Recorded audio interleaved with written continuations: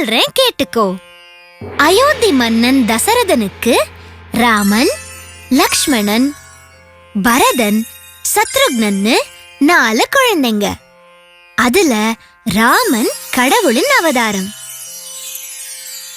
தன் முதல் குழந்தை ராமரை நாட்டுக்கு அரசனாக பட்டாபிஷேகம் செய்ய தசரதன் முடிவெடுத்தாரு. அப்போ ராமனோட சித்தியும் பரதனோட தாயுமான கைகேயி தன் பணிப்பெண் கூனியோட கெட்ட யோசனைய கேட்டு ஒரு தப்பான காரியம் செஞ்சாங்க.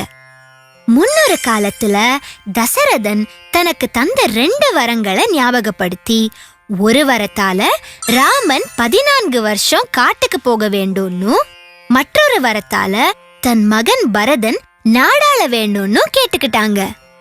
தந்தை தசரதன் தவித்தார். ஆனால் ராமனோ